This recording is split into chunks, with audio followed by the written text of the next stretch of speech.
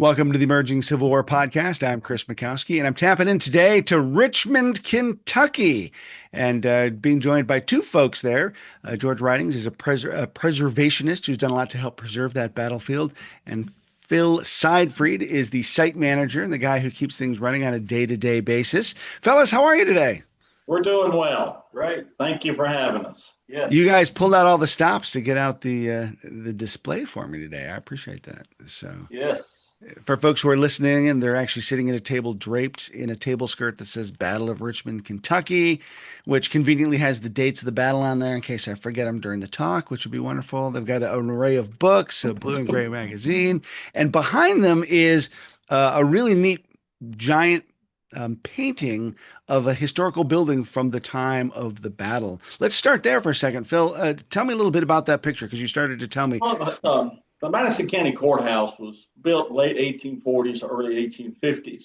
And it was this great iconic structure in downtown Richmond, like every town has in their courthouse. And it was surrounded by a rather tall fence at the time. And a lot of people ask us why. It was to keep the cattle and horses from eating the grass around the courthouse. Well, after the Battle of Richmond was over, it became a makeshift stockade for the over 4,000 Union troops that were captured here in mass. And if a soldier came back today, they would recognize the courthouse. The only difference is it was just brick at the time. Now it's painted white. So it's part of our part of the story that we try to tell here. A pretty iconic image to be able to have a real connection to today. And it's still being used as our courthouse. It's had some renovations and things, but the character of it very easily would be recognizable 160 some odd years later. Now, the reason we're talking today is because I was recently speaking to the roundtable in Louisville, Kentucky, and I was going to take a spin down to the Richmond battlefield, and then I got a weather alert that said there were going to be bad weather in the mountains of western or eastern Kentucky as I was heading home, and so I was afraid to get caught in the mountains in the snow. So I've never been to Richmond, so I need you guys to kind of fill me in. If I were to go there today, and I'm hoping I still get the chance to, if I were to go there today, how does it look compared to 1862? Well, it just so happens that we'll tell you basically, we were fortunate that a lot had not been developed, but there was no preservation, no land preserved, no easements until 2001. So next year we'll be celebrating 25 years of preservation. We had 6 Kentucky historical markers, and that was it. And when people would talk about Richmond, it would be, oh, by the way, we had a Civil War battle here. Okay. And some men got together when some property came up and drew the line in the sand, and the dust has not settled ever since. So it is an ongoing preservation project. That's correct. But we've only been going 25 years. And there's an advantage to that in that we can look at what other places have done and imitate them if necessary. See what they've done well. How can we make that work for us?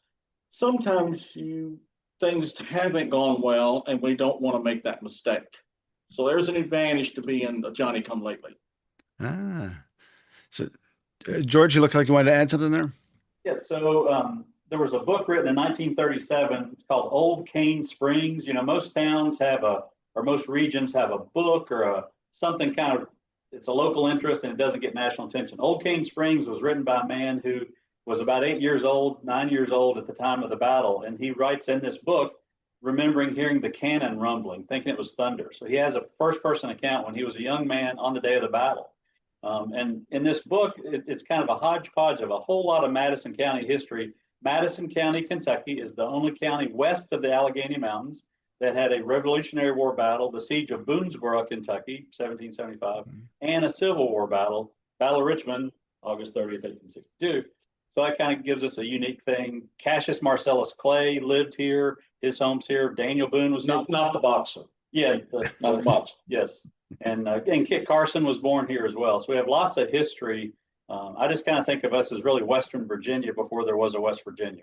There's so much extension. We're just first cousins, Virginians and Kentuckians. But in this book in 1937, the author wrote this quote: And so this was written 1937. Unfortunately, there are no markers along the Dixie Highway, which is essentially parallel to our modern I-75. Dixie Highway went from Michigan to Florida. There are no markers going south from Richmond to indicate the stirring days of 1862, when boys in blue and boys in gray engaged in fratricidal warfare to determine the character of our government. I wish people wrote like that. Of course, you do. You're right. These great phrasings, right? A few old homes and Mount Zion Church, therefore, are left to stand alone in mute testimony to the heroism and suffering of both sides in the sanguinary Battle of Richmond. And surely the view of any one of them would intrigue the imagination of any of those informed in the period of American history. Well, today we have close to 400 acres preserved, thanks to partnerships with originally our county government, now our city government, City of Richmond. And on the Army Depot, there's about 400 acres that 1990s congressional study, that identified all the 3-tier levels of battlefields across America, 400 acres inside the depot fence that is preserved. And hopefully one day we can get the fence pushed in for part of that on stage 1. But today in our lifetime. In our lifetime. Hopefully in our lifetime. We went to high school together, so we're hoping to see that happen the next 34 years. He's a whole lot younger than me. And now we have about 50 interpretive signs, in addition to several buildings that are still here, accessible. We're able to interpret and go inside and share it with visitors. So I'm sure at this point in the conversation, there are some people who are scratching their head going, Richmond, Kentucky? I thought that was in Virginia. Well, I thought they didn't get it right the first time, so we had to do it again. In Kentucky. So let's tap onto kind of an overview of the Battle of Richmond, because it takes place August 29th through the 30th, 1862. A lot of people in the East are thinking, well, isn't that Second Manassas? But there's like a big campaign going on out in Kentucky at this point too. Phil, maybe you could kind of walk us through just kind of the opening aspects of that. Now the Confederacy is one to put pressure on the North in a lot of places. Lee's doing his work in Virginia, wanting to get into Maryland. Braxton Bragg, I'm sorry, but he does play into the story. He and another general by the name of Edmund Kirby Smith meet in the middle of July in Chattanooga to devise, while there was yet time, a brilliant summer campaign to rid Kentucky of the federal occupiers. And then there's also movements down around Corinth, Mississippi, and in Missouri, but they're all uncoordinated. Nobody's talking to each other. So Edmund Kirby Smith is going to take about 23,000 men and move up what is now the I-75 corridor. Braxton Bragg is going to take his army, bypass Nashville, and go up the I-65 corridor of today. But they're not talking to each other. So Edmund Kirby Smith is getting up into Kentucky, but he's got a little problem. He's got about 10,000 federal troops at Cumberland Gap. And he's afraid that those troops are going to come out and cut him off from home. Kirby Smith's base of operations out of Knoxville. So you can see he want to make sure he can get back. Things don't go right. So he has to, one of his divisions under Carter Littlepage Stevenson, the greatest name in Civil War history, very long. And so his men go over to keep those federal soldiers in check at Cumberland Gap. The whole deal is the Confederates don't realize those Union troops are starving to death. They haven't been supplied. Another thing that plays into this whole campaign in Kentucky of 1862 is the region is in a horrible drought. It hasn't rained here in about 3 months. And there are accounts of the battle here where the Confederates are shooting the cattle out of the ponds to fill the canteens. Perryville had the same problem. And so it's a tough campaign. One of the worst, in my opinion, of the entire Civil War. So Kirby Smith is going to bring his 3 divisions up what is called the Old State Road, which is now US 421-25, which actually runs the north-south route of our entire battlefield. So he's going to come up, and the Battle of Richmond is going to be engaged on the afternoon of August the 29th, where Confederate cavalry are going to run into Union infantry. They have a small fight there, kind of in the middle of everything. Most of the things are on August 30th. And the Confederate cavalry moved back south and are being chased by Union cavalry. They run into the lead elements of Edmund Kirby Smith's army, mainly Patrick Cleburne's lead division. There's a small fight around dark or so, dusk or dark, not very many casualties, but it's setting everything up for the next day. The overall Union general at the Battle of Richmond is a fellow named William Bull Nelson. He's about 300 pounds, 6'4", the most elegant and original swearer in the entire Union Army. He's an old Navy guy. But he's not here. He's in Lexington, which is 25 miles away. So the commander on the field on the Union side is a fellow named Mahlon Manson. He is not kin to Charles Manson. We get that question here. That's not Charles Manson's real name. That's another story. So Manson is going to move south out of Richmond and set up a line across what is the old state road, the north-south route. Kirby Smith is going to bring his men up, which are there about 3 miles away, and they're going to start an artillery duel about 7 a.m. on August the 30th.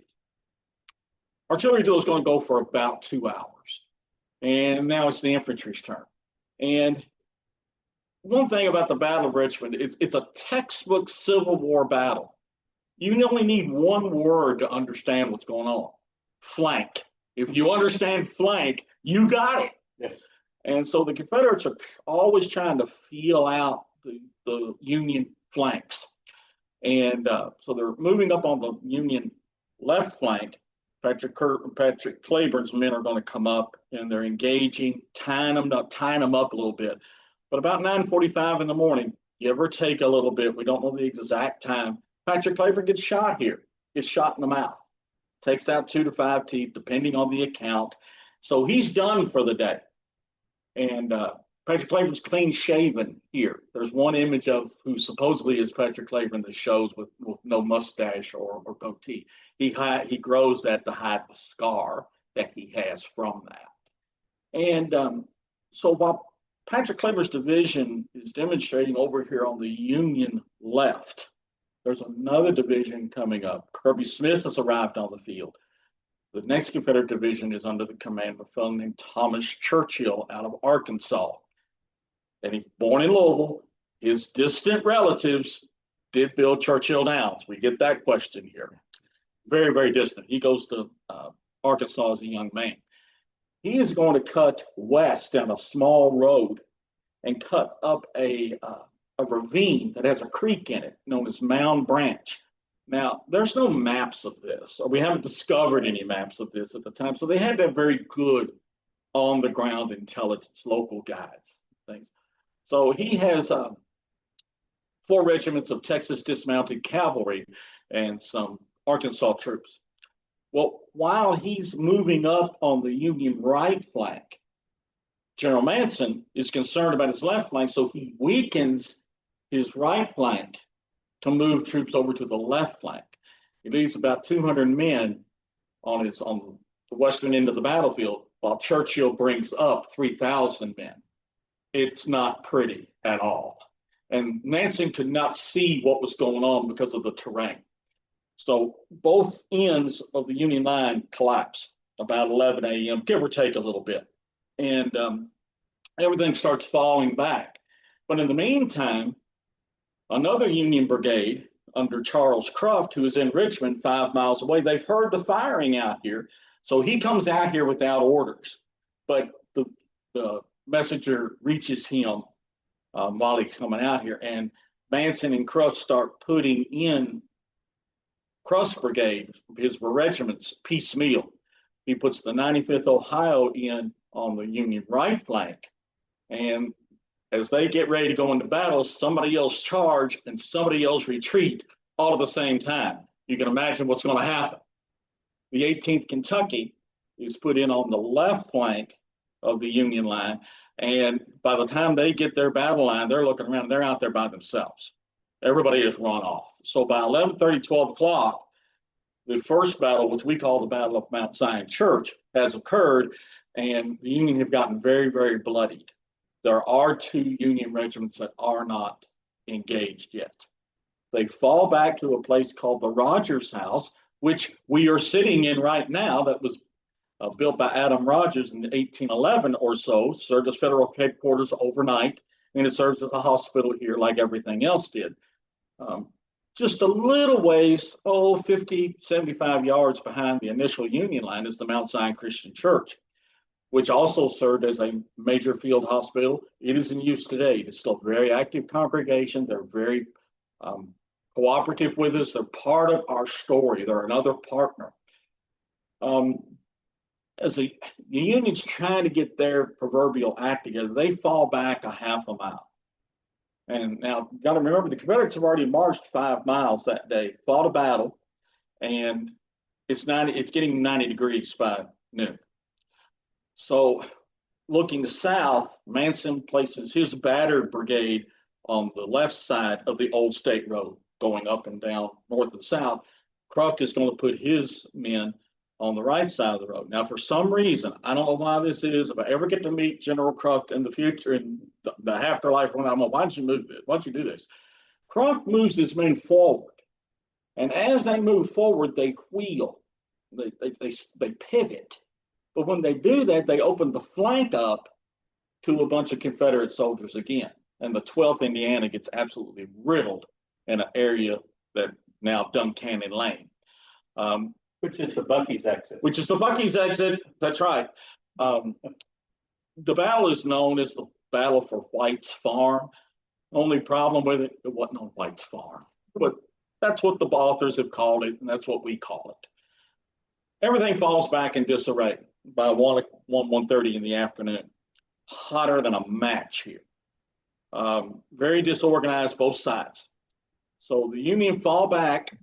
The Confederates are slowly moving their way to Richmond, which is 5 miles, still 5 miles away. But in the meantime, Bull Nelson, who is in Lexington, has gotten a dispatch from Manson, who was written the night before. He answers Manson at about 2:30 in the morning, but Manson doesn't get the orders until about noon the next day. He's already fought 2 battles. Nelson says, don't bring on a general engagement. If you know you can't win, come west to Lancaster, which is about 25 miles west. But it's all falling apart on him. He didn't get his orders. So Bull Nelson thinks that Manson is bringing the army to Lancaster. He gets to Lancaster, guess what? Nobody home. But he can hear the artillery fire to the east. So he and an aide come across country, and they finally get to Richmond as the Union Army is leaving the second phase of the battle, about, say, 3 o'clock or so. The Unions start with about 7,000 men. Confederate have about the same, a little bit less, not a whole lot. By the time they form a line east of Richmond in the Richmond Cemetery, which is only about 10 years old at the time, he only has 2,500 men. It's getting late in the day. We really don't know what's in General Nelson's mind. Is he trying to stop them? He doesn't have any idea what's in front of him. Or is he trying just to delay enough till dark so he can get away? That's really kind of not Nelson's personality. But I don't know what he's thinking. So he forms a line mainly in the Richmond Cemetery. Kirby Smith brings his men up, and about 4:30 in the afternoon, Kirby Smith attacks the right flank of the Union Army, and then he attacks the center. I personally don't think it was all one attack. I think they attacked one side, and then the other one is more of an enfilade kind of thing. And the Union line falls apart like dominoes. And they start going through the downtown Richmond, past the courthouse, and they're trying to get back to Lexington because that's where they're from. And these men are from Indiana and Ohio and Kentucky. They're not local troops. They don't know what's going on. But Kirby Smith, earlier in the day, we don't know exactly when, has sent some of the best cavalry that's not talked about during the whole Civil War, is the Louisiana cavalry and a colonel named Colonel John Scott. They go west of Richmond and cut off the main road to Lexington. So about dusk or so, as the Union Army is trying to get out, here's 900 troopers from Louisiana out there waiting on them. Very few shots fired. General Manson's horse rears up on him, throws him off of it. Manson is wounded, or is injured. I sometimes on semantics. It's a little funny. Bull Nelson, during the fight in the Richmond Cemetery, while he's chiding his troops as cowards, is shot in the fleshy part of his thigh. So he's wounded. Now, General Croft, he's able to get away. He goes back to his camp, and they're going to get out another way. So by dusk and dark, they have captured over 4,000 troops. Not all at one time. That's one thing. They've captured them all along the battlefield. They march them back to town, but now Kirby Smith has a problem. He's got 4,303 soldiers that he wasn't planning on. So they start a paroling system, and he paroles the Union soldiers over the next few days. And there is another division under the Confederacy coming up by the name of Henry Heth. If you're a Gettysburg fan, you've heard of him. He comes up, basically takes over the town, and the remnants of Churchill's and Claiborne's division move on to Lexington. Lexington falls 3 days later, and then John Scott's cavalry ride into Frankfort, the state capital, a couple days after that. And Frankfort is the only federal state capital the Confederates captured during the entire Civil War. And it's all because of the Battle of Richmond. Well, what else is going on? Well, Braxton Bragg's still down around Nashville.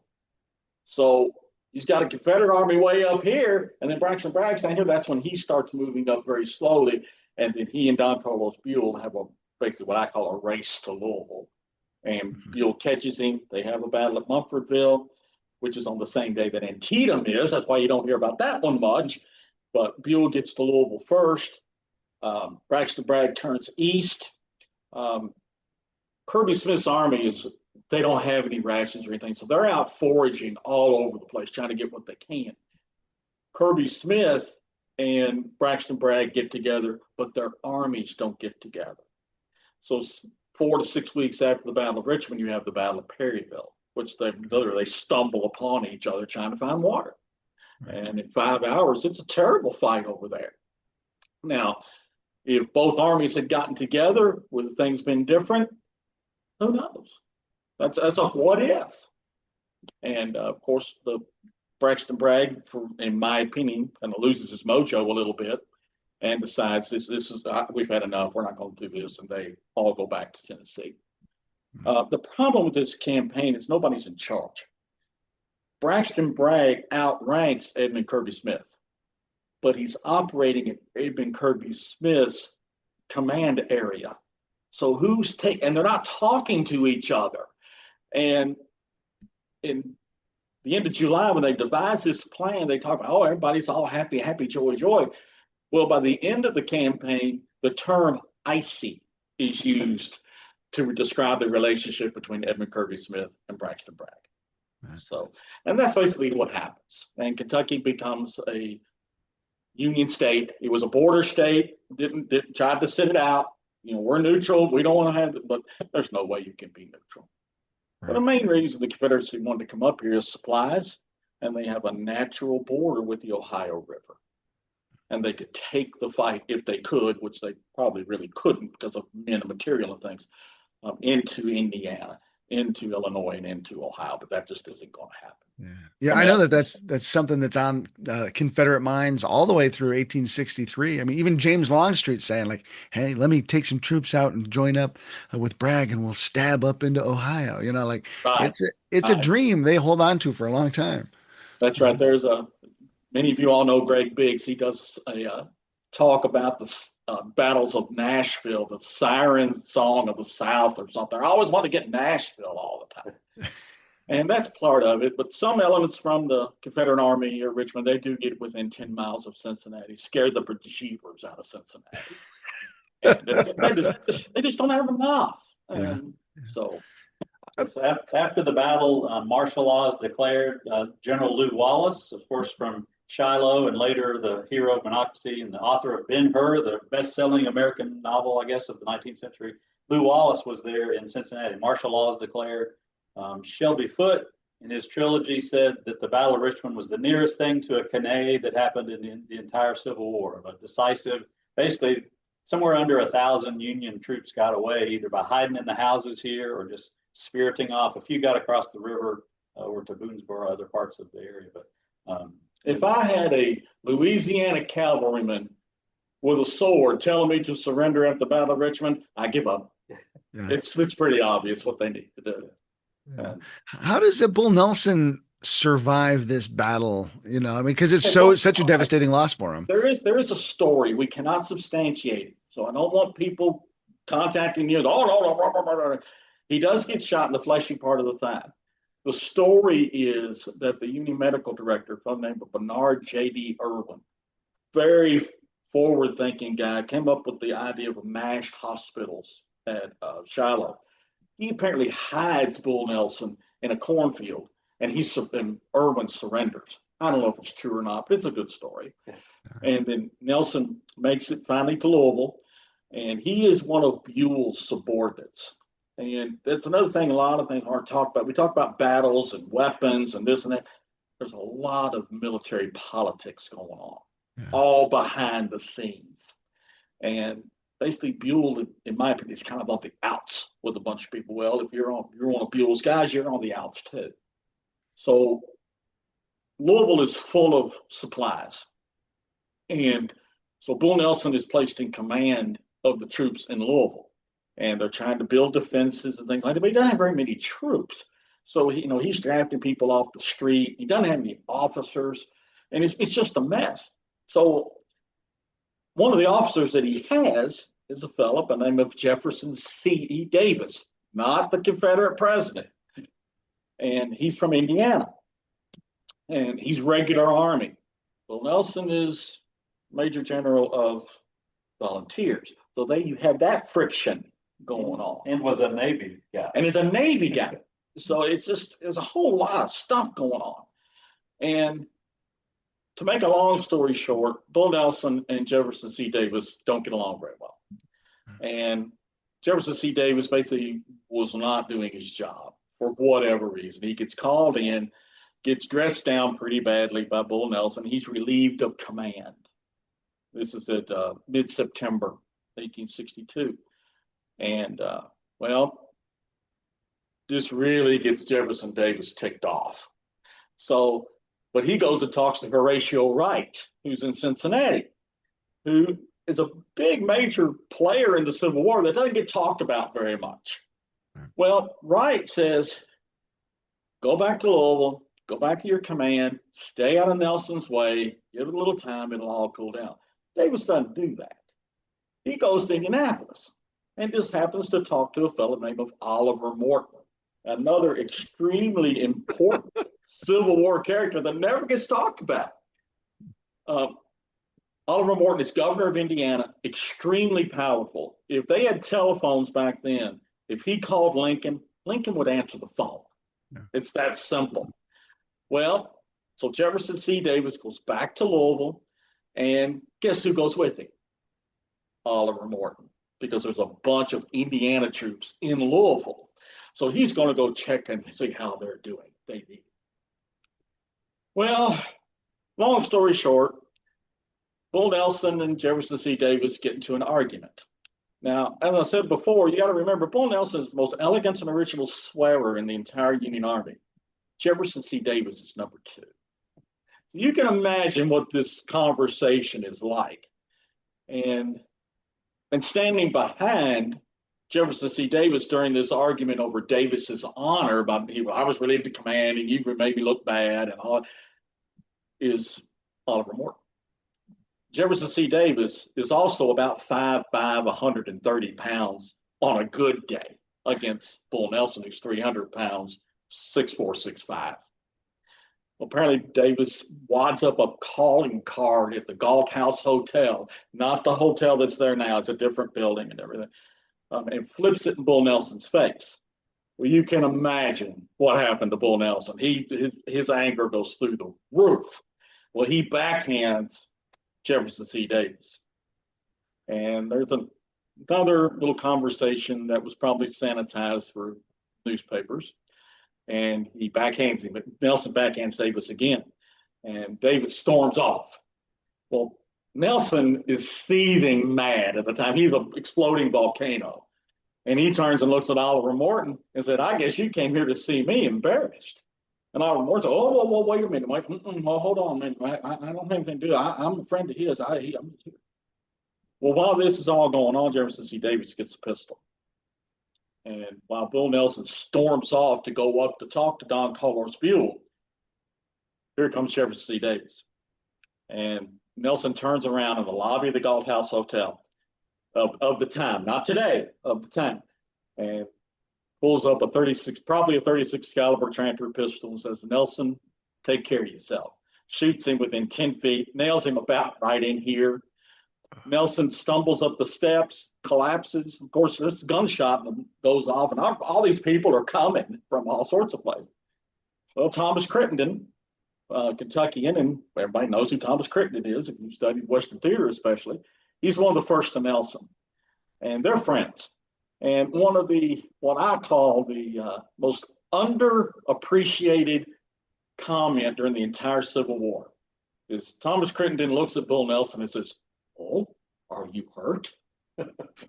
And Nelson looks back at him and says, "Tom, I've been basely murdered."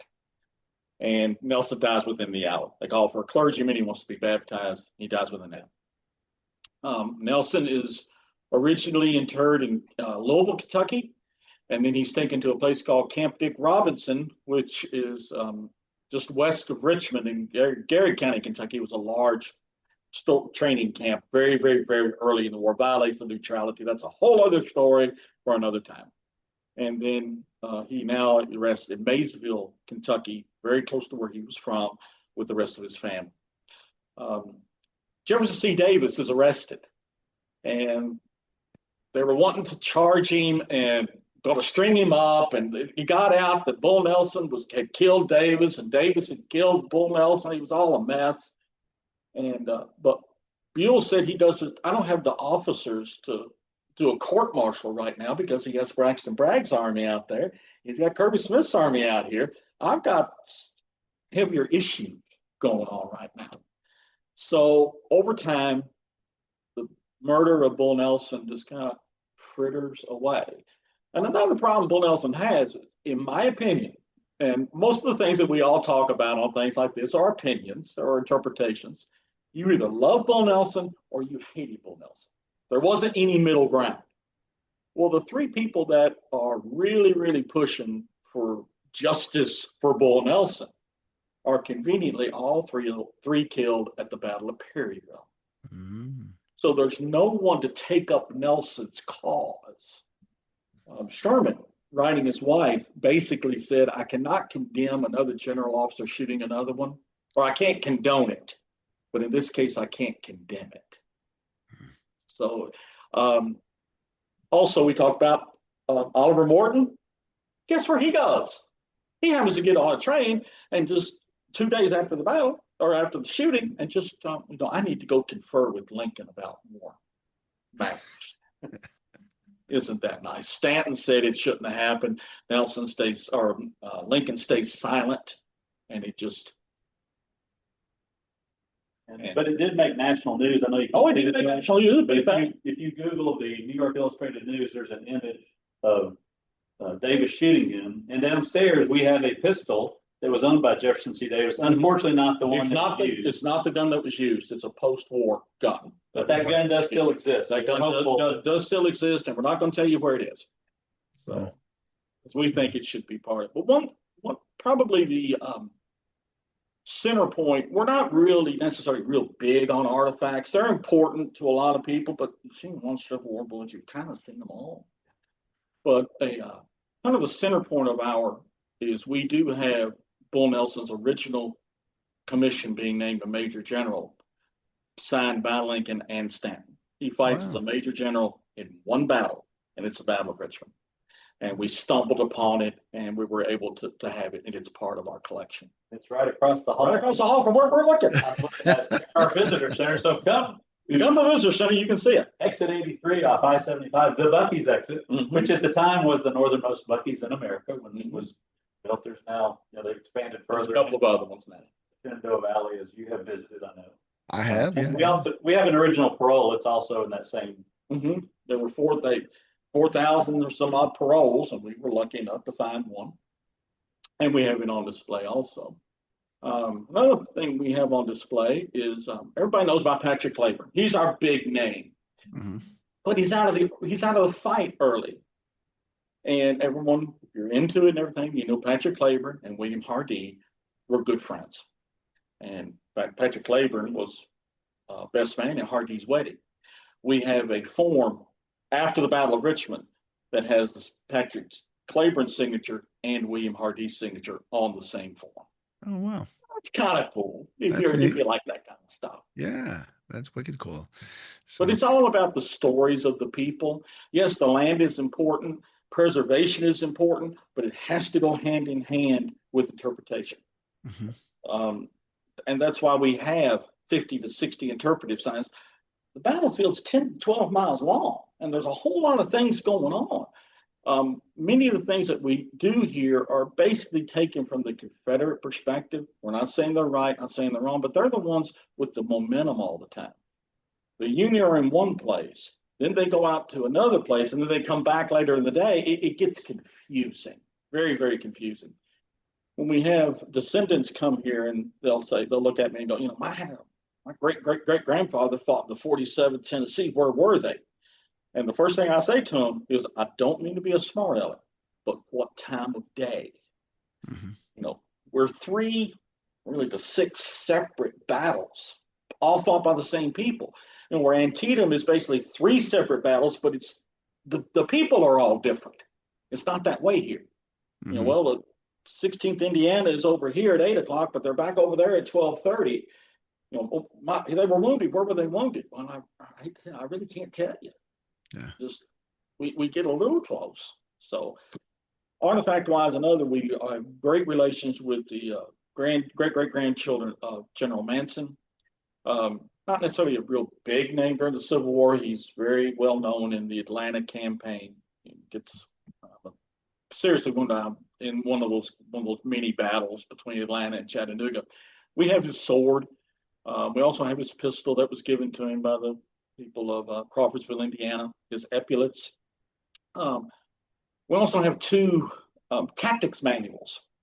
One was found at the Battle of Mill Springs, and where Manson was there as a colonel, and it was one of his tactics manuals that he lost on the battlefield somehow.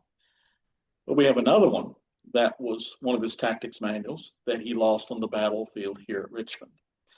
And there is a notation in it that talks about how the manual came about. Apparently, a boy, I believe he was in the 47th Tennessee, found it, picked it up on the battlefield, and turned to his friend or one of his comrades. Look what I found. At the same time, a Yankee bullet hit him right in the back of the head and killed him. Ooh. And the gun, it does have bloodstains inside. It is in the case. You can't see it. You can't touch it. We do know that the 47th Tennessee only fought during the first phase of the battle on what is now the Bluegrass Army Depot that surrounds the visitor center. So we know that it was found in that area because that's the only place they were. So just fun stuff. You gotta have fun with this. It doesn't need to be sterile and stiff all the time. That's the So shirt. That's the shirt. So Phil's wearing a very brightly colored Hawaiian shirt as part of the broadcast. I didn't realize that they had that sort of patterns as part of their uniforms there at Richmond, but that's pretty good. very, very, very few. Very Yeah. few. Usually the least competent people wore a shirt like this. So The trade routes from the West Coast were apparently much underreported. that's right. Apparently so. Apparently so. Bring Yeah. things like that. Yeah. So But as you talk a lot about of people these, don't. A lot of people don't know about us here. We're overshadowed by the Battle of Second Manassas, fought on the same days. You have Robert E. Lee, Stonewall Jackson, and Jeb Stuart 30 miles from Washington. Guess what's going to get the headlines? Mm. And the battle here was reported as a Union victory in some newspapers early on. Not quite. There are, I think, important political considerations falling, and the Confederates try to reinstall a Confederate government as part of all Well, of they that. reinstall the governor, or they Yeah. install a governor. One thing people don't realize is the first Confederate governor of Kentucky fights at Shiloh as a private and is killed.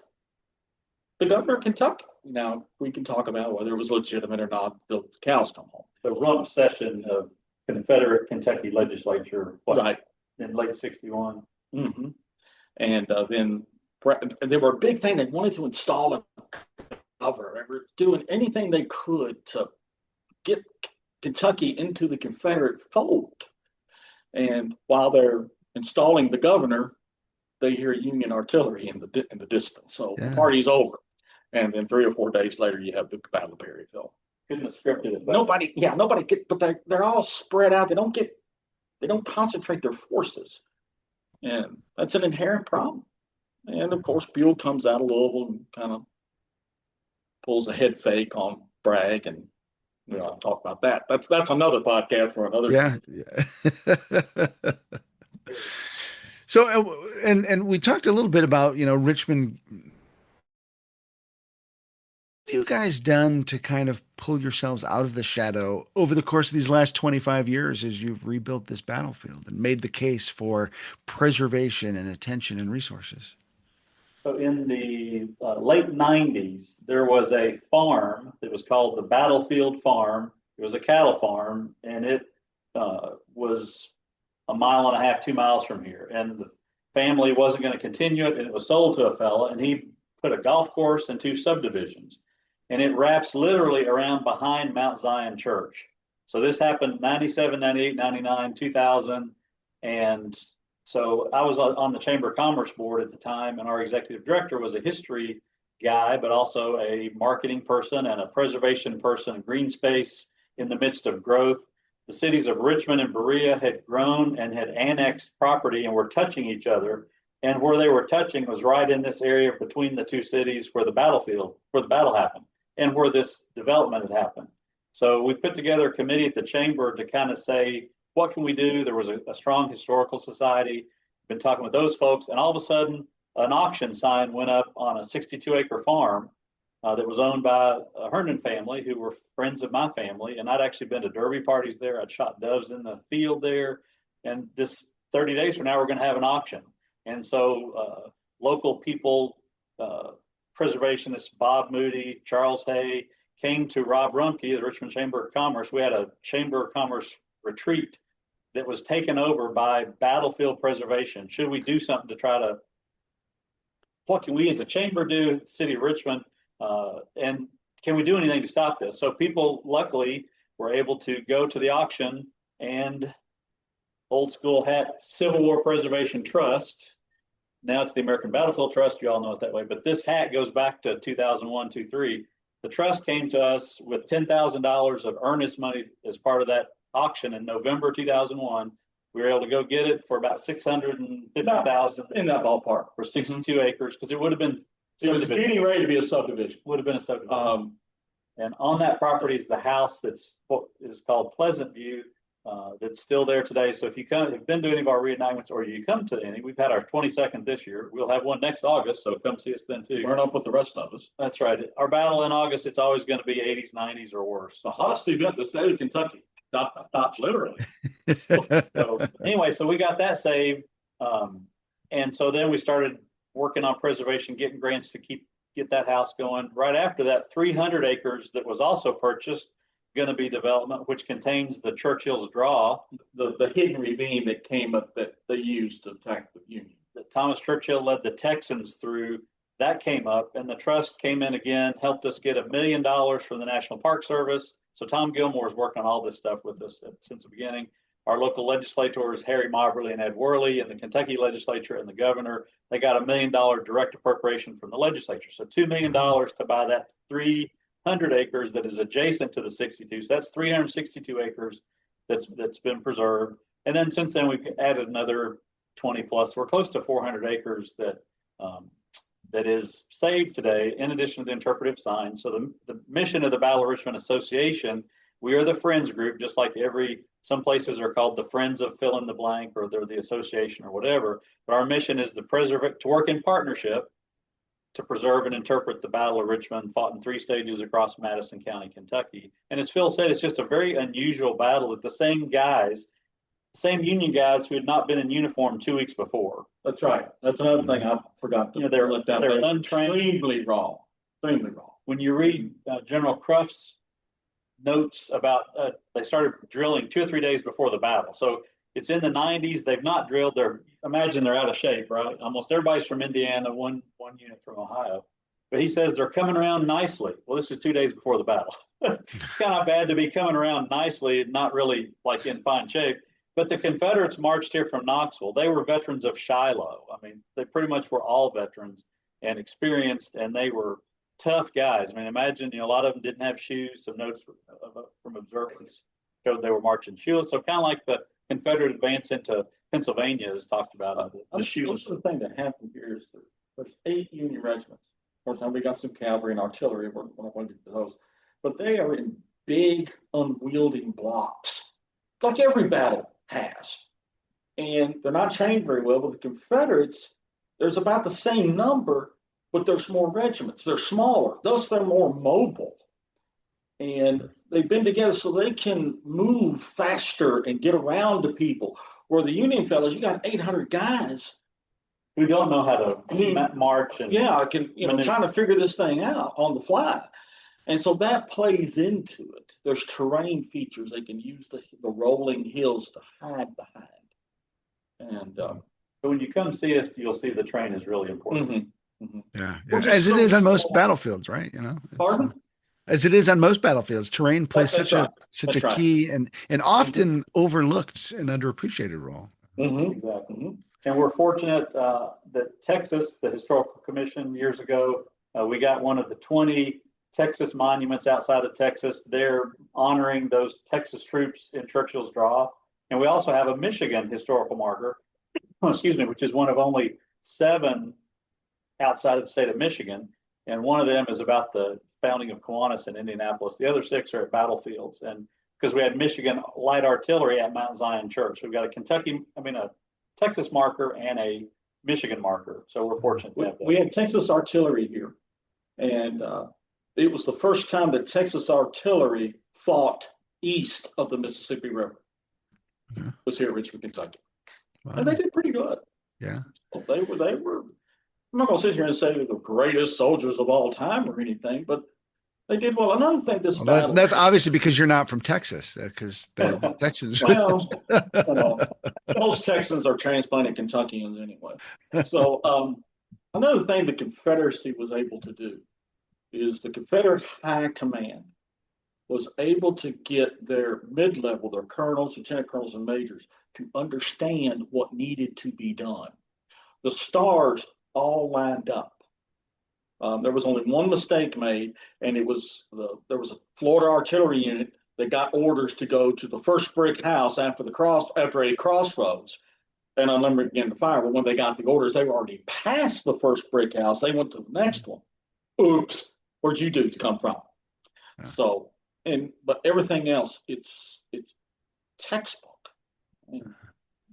So, George, let me back up to something you had mentioned a second ago, because you said it was the Chamber of Commerce that really initiated this, which to me is a really kind of a fascinating idea that the business community said, hey, this could be a resource we could use to help us out and draw some attention to the town. How has the business community been involved with the battlefield since then? It was kind of coming from both ways, because the preservation folks came to the chamber and we'd been talking about it. So we were kind of, the pump had been primed, I guess you could say. Facilitators getting everything moving and things. And so if it had just been when that auction sign went up, it probably would have been the local preservationists trying to do it, and the chamber may not have been involved. But we had formed a committee for about a year or so before, trying to figure out, well, what can we do? What can we save? We need the line in the sand needed to be drawn here, and we got really, really lucky. Yeah. So. And the county government had had no park at the time, and the county judge executive, like Jim Lighthizer with Civil War Preservation Trust, was a county judge executive in Maryland, so he kind of had that role. So we had a guy that was just willing to get the county government to work on it. The city of Richmond had just done some park stuff, so they weren't interested. So City of Richmond had tourism, the county didn't have tourism, so we became the first county park. And then actually, as fast forwarding, after COVID in 2022-23, discussions began with the county and the city. And so the city of Richmond actually has now taken over stewardship of the 360 acres. Philip's now, instead of a county employee like he was from 06, 07. I went through the transfer portal. No name, image, or likeness money. That's right. Didn't get any of that. But he's now at the city of Richmond. So it's been a great partnership because the city of Richmond tourism always promoted our reenactment, promoted the park, but it was not theirs. It was a county government thing. So now it's much more streamlined and I guess we're all singing out of the same songbook. This is something good for our community. It's something good in every community. Right. And it provides things for individuals. You might not be a Civil War person, but you could come out into the country and walk 2 miles of trails, not in the middle of an urban area. Now, we don't have basketball courts or baseball fields or anything like that. We're much more of a passive type of thing. People want that peacefulness out of a very bad situation that we can give today. Every battlefield's this way. So our paved trail system goes from that original 62 acres up through along the golf course that was the one of the things that caused us to have development or to have preservation, because the development of part of the battlefield is on the golf course. We walked through the golf course up to Mount Zion Church. So basically you go from the Confederate artillery line and skirmisher line through the no man's land to the golf course up to Mount Zion Church where the Michigan artillery was, and there's a flagpole there and to the church. So that's the loop. So during COVID in particular, I was out here walking, 3 or 4 days a week. People are out here that live close every night. If any day you come out here, you see people getting family photos taken on the property, graduation photos, wedding photos. I mean, your prom photos. So it's a real center between these two towns, Richmond and Berea. And a lot of other events happen during the year besides just the reenactment. So it's been a real the dust never settles. That's right. And, that's what we it's kind of our slogan. I'm impressed by the story of the way the community has really embraced the battlefield, because that doesn't always happen at places, and so it's really kind the of local media has been great partners with us of getting the word out of things that we're doing, and we just have to think big. We don't want to be two fellas on a guitar in a bar. We want to be a Kiss concert. He knows I'm going to have that. He knows I was going to say that. Oh, well, as we get ready to wrap up, I'm sorry. We're small and we know that. Yeah. But we're not going to stay that way. Yeah. Well, I like the attitude. Think big. You can see over here on the table, the witness building. So a couple of years ago, Philip came up with the idea that we should be marking buildings. As if you go into Gettysburg, you go into Sharpsburg, you see 1862, 1863 Civil War building. Right. Well, around here, people might not know exactly what that meant, but that's why we did a little bit different, said witness building. So we're fortunate because a lot of battles have no existing buildings that were there at the time of the battle. So we have several. Many are still occupied by families. They're great partners with us. And we have several printed publications, as you can see here. This is the first book. One of the questions we've had here is, really, when did we start? Well, it basically goes back to the first book by Dean Warren Lambert, When the Right Pears Fell. That comes from a letter that was written by a lady who, during the Battle of the Artillery, shook the pears off the trees. Oh, wow. So this is a real kind of a start of it. I guess you could say he is our godfather. And then about 10 years later, Kenneth Hafendorfer, who has written several books about Civil War in Kentucky, he wrote an excellent book. If you like maps, he'll choke you to death with maps. Then another book a couple years ago, Battle of Richmond, Kentucky, and this is a good basic of it. And then there's some other Kentucky stories that are in there. And then we were fortunate that a man named Kevin Bennett was here at the Army Depot, which where we're sitting right here, we're just a couple hundred yards from the Army Depot property. He was the public relations guy, and he knew the fella who did Blue and Gray magazine. So in 2009, we got a focus issue with all those great blue and gray maps of our 3 stages, which we've been able to use. And you've seen those in the map booklet that I gave you a couple weeks ago. Yeah, great map book. I miss Blue and Gray magazine all the time. What a great It was a lot of work for him. Did a great job, but it's. So as we head into the home stretch here, anything I haven't asked you that you'd want to say before we wrap up? We're just looking for money. Just like everybody said. We have one artillery piece. We have a 3-inch ordnance rifle sitting out front. We need to get more. There were mountain howitzers in Shiloh in the National Park Visitor Center at Shiloh. There is actually it's a tube. It's a and it was captured here. It's engraved on it. It's a field Oh, wow. piece too, but it was captured at Shiloh, then captured back at Shiloh, and then it was captured here, and there's engraving on it. And of course, granted, we'd love to have it, but you can't go in somebody else's house and take a picture off the walls or anything. Although we'd like to, But and that's okay. but we're just continuing on stuff all the time. You never know what the phone's going to bring. You never know who's going to walk through the door. So if you treat everybody with the very best that you can, or you got it made. And we're a Hawaiian shirt. It's been a great year. We've had two descendants of people who were owned property here this year. And so it's been really cool for them to be here. One fellow is a living historian. So he was here for our reenactment in August, got to camp on the property that his, how many back grandfather, Tim Marcus? Sixth or seventh grandfather used to own the property. So he was able to camp with other folks from Illinois on Friday and Saturday night. They got here Thursday, I think. Yeah, they got Thursday. They were here 3 nights, but he camped on the property that his sixth great grandfather once owned in 1862. And on Saturday he portrayed one side, on Sunday he portrayed the other side on the property. So every place has stories like that happen. We're just glad to make it happen. We've had descendants of Edward Curtis Smith come here. We've had descendants of General Manson come here. One day a few years ago, had two fellas here at the same time, and one's ancestor was the other's ancestor commanding officer on a company level. Yeah. So you just never know. Every battlefield has these stories, but it's just, you can have fun with this, and people want that. They want, and you don't want to treat people like I know it all or everything. George has heard me say, a lot of people that come in here, they look at me and they'll go, oh, the Union wore blue, right? But you don't want to lord over. You want to kind of develop their interest. Yeah, got to meet them where they're at and help them along. Yeah. That's right. That's right. Wrap up thought. We're always finding new things. Author Dan Masters, who you probably know, young author Derek Lindau out in Owensboro. He's written a book on partisan warfare in Western Kentucky in 1861-62.